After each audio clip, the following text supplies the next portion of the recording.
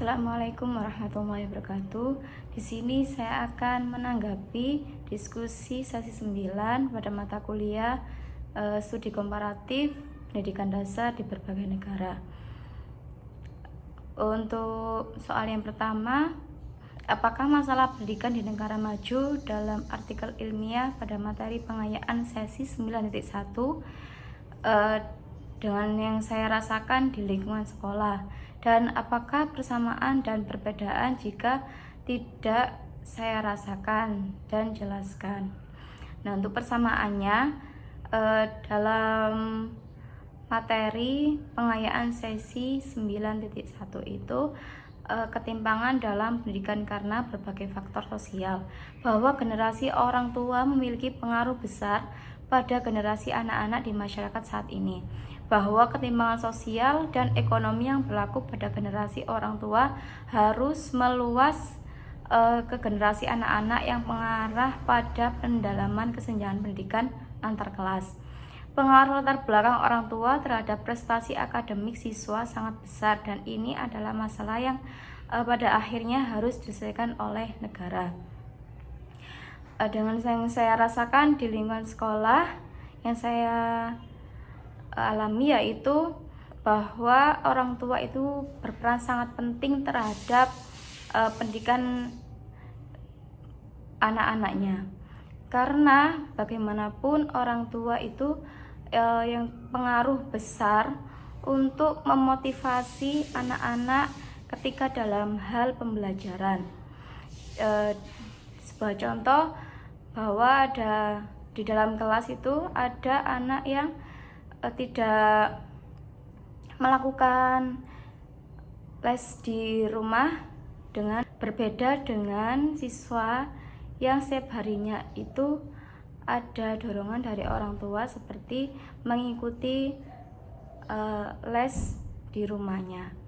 Kemudian perbedaannya ketika di sekolah, anak yang tadi les di rumah itu sangat berperan aktif dan mengetahui pelajaran yang akan diajarkan sama gurunya tersebut. Kemudian salah satunya, anak yang tidak mengikuti les di rumahnya, dia akan seperti terbebani pelajaran-pelajaran yang diberikan oleh gurunya di sekolah. Untuk perbedaannya itu, di negara maju itu umumnya memiliki infrastruktur pendidikan yang lebih lengkap, termasuk fasilitas akses internet yang luas dan cepat, seperti perpustakaan yang lengkap serta peralatan dan teknologi pembelajaran yang canggih. Kemudian di sekolah saya itu menghadapi tantangan dalam pemerataan infrastruktur pendidikan dengan yang masih kurangnya fasilitas, terus kemudian akses internet yang terbatas dan ketersediaan sumber daya belajar yang minim. Kemudian pada di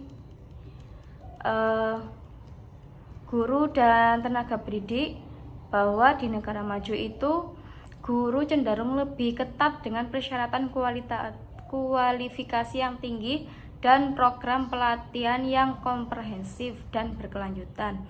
Profesi guru ini seringkali dihargai dan mendapatkan kompensasi yang lebih baik.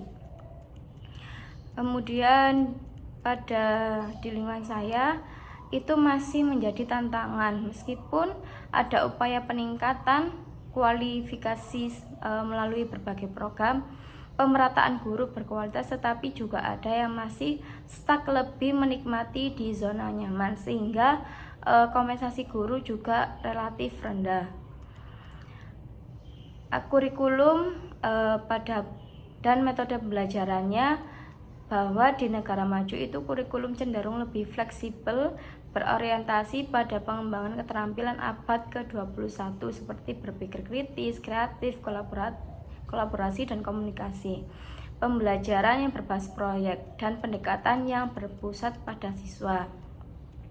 Berbeda dengan di lingkungan saya, itu di sekolah sudah menerapkan kurikulum merdeka, mulai mengadopsi pendekatan yang lebih fleksibel dan berpusat pada siswa, tetapi implementasinya itu masih pada tahap awal.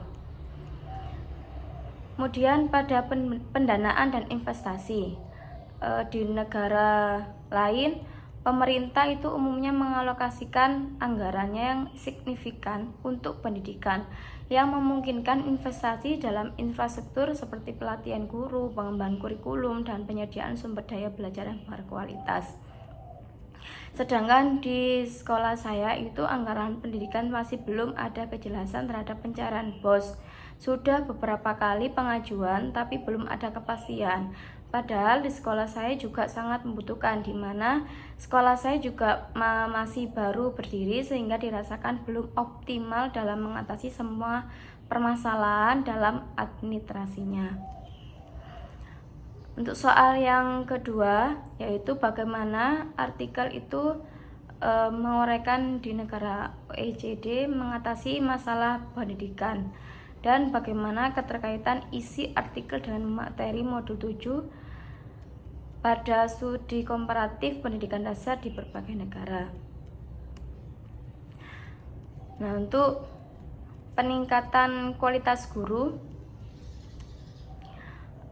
OECD ini menekankan pelatihan guru berkelanjutan, sertifikasi, dan insentif untuk meningkatkan kompetensi pendidik seperti di negara Finlandia dan Singapura. Dengan kurikulum yang berbasis keterampilan abad 21, seperti di negara Kanada dan Korea Selatan, mengintegrasikan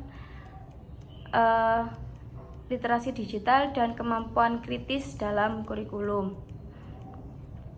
Dengan kebijakan tersebut,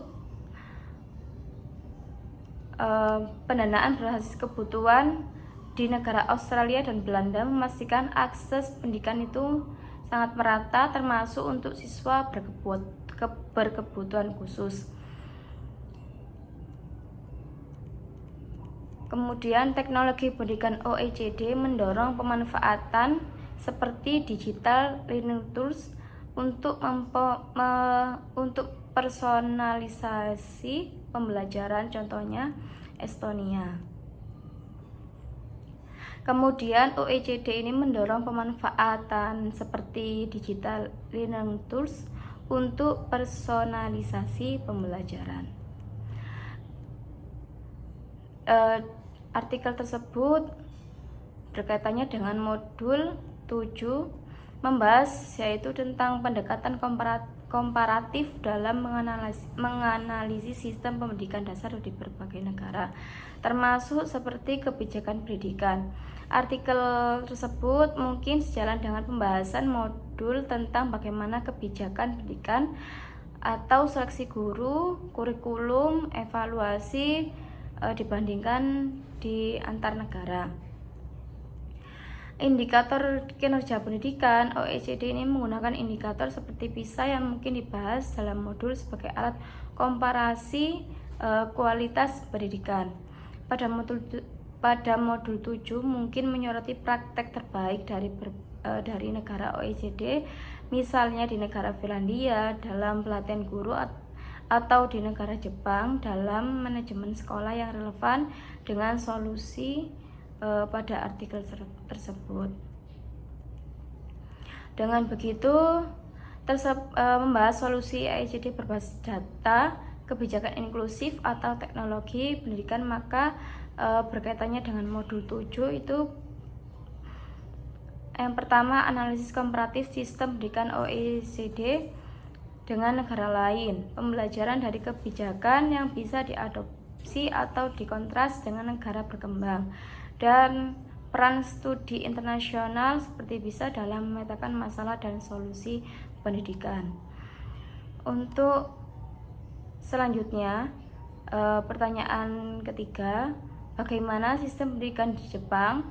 Pada materi pengayaan sesi 9.2 terutama yang berkaitan dengan kurikulum yang mereka implementasikan dan hasil pencapaian yang tinggi dalam skor PISA.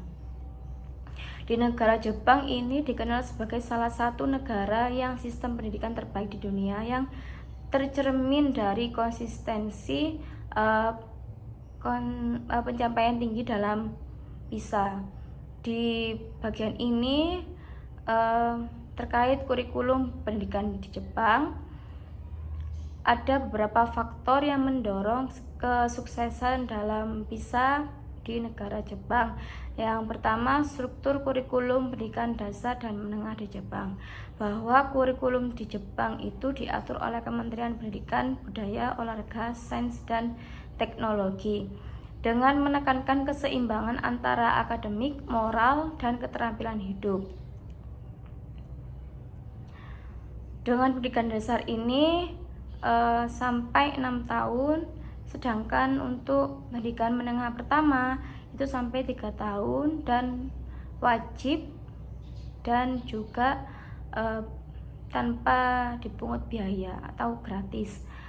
Untuk muatan kurikulumnya ini penekanan pada literasi dan apresiasi sastra, adanya eksperimen langsung dan metode inquiry pada pembelajaran sains, pendidikan kewarganegaraan dan sejarah pada pembelajaran sosial. Untuk pengembangan holistik itu pada pembelajaran seni, musik, dan pendidikan jasmani. Adanya kurikulum di negara Jepang itu menekankan keterampilan abad ke-21 seperti berpikir kritis, kolaborasi, dan kreatif dengan penggunaan TIK dalam pembelajaran dan peningkatan dukungan untuk siswa yang berkebutuhan khusus. Yang kedua yaitu faktor pendukung keberhasilan. Di negara Jepang ini selalu masuk 10 besar PISA dengan beberapa faktor. Yang pertama, guru yang berkualitas, bahwa selain seleksi ketat pada guru itu harus lulus ujian sertifikasi nasional. Dengan pembelajaran berkelanjutan, program pengembangan profesional yaitu bersifat wajib. Otonomi guru itu memiliki kebebasan dalam metode pembelajaran selama memenuhi standar nasional. Berikutnya, budaya belajar yang kuat. Di negara Jepang ini bahwasanya pelajarannya itu disiplin dan tanggung jawab.